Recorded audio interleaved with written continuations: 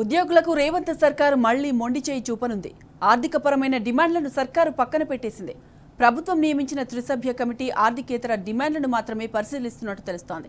Pending బిల్లులు, retirement benefits అమలు అనుమానంగానే కనిపిస్తోంది. మరోవైపు ఉద్యోగుల జేఏసీ ఉద్యమ కార్యాచరణకు సిద్ధమవుతోంది. ఇందులో భాగంగా ఇవాళ హైదరాబాద్లో సమావేశమవుతుంది.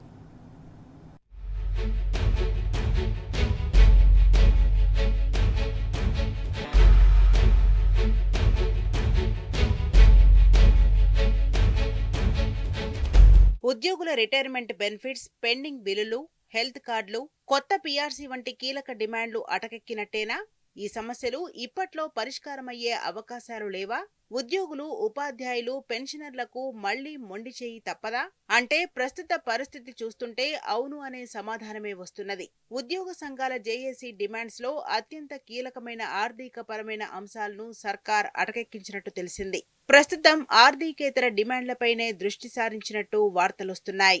ఉద్యమ కార్యాచరణలో భాగంగా ఉద్యోగ సంఘాల జేఏసీ మొత్తం 57 డిమాండ్లను ప్రభుత్వం ముందుంచింది. వీటిలో 45 ఆర్థికేతర, స్వల్ప ఆర్థిక భారం పడేవి కాగా 12 మాత్రమే సర్కార్పై పూర్తి ఆర్థిక భారం పడేవిగా ఉన్నాయి. ప్రస్తుతం ఉద్యోగ సంఘాల నేతలు కోరుతున్న జాయింట్ స్టాఫ్ కౌన్సిల్ ఏర్పాటు, ఉద్యోగ సంఘాలకు రికగ్నిషన్, హెచ్ఓడీల నుంచి సచివాలయంలో 12.5% కోటా, ఉద్యోగుల సాధారణ బదిలీలు వంటి అంశాలపై సర్కార్ సానుకూలంగా ఉన్నట్టు తెలిసింది.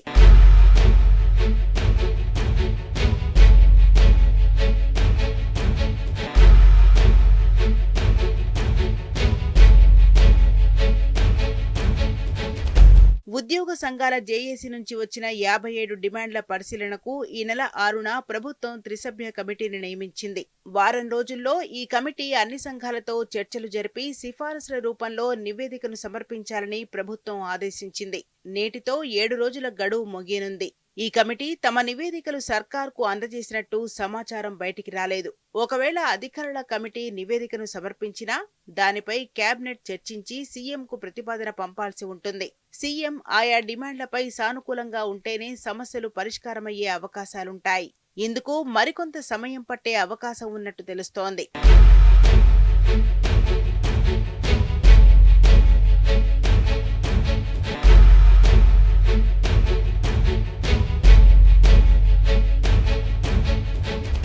ఉద్యోగుల జేఏసీ ఉద్యమ కార్యాచరణకు సిద్ధమవుతోంది. తమ సమస్యలు పరిష్కారమయ్యే అవకాశం కనిపించకపోవడంతో ఉద్యమ కార్యాచరణపై వెనక్కి తగ్గబోమని సంఘాల నేతలు అంటున్నారు. సర్కార్పై సమరం కొనసాగిస్తామంటున్నారు. తాజా పరిణామాల నేపథ్యంలో ఉద్యోగ సంఘాల జేఏసీ నేడు హైదరాబాద్లో సమావేశం కానుంది. ఉద్యోగుల సమస్యలపై సర్కార్ వైఖరితో పాటు ఇప్పటికే ప్రకటించిన జేఏసీ కార్యాచరణపై ఈ సమావేశంలో సుదీర్ఘంగా చర్చించనున్నారు.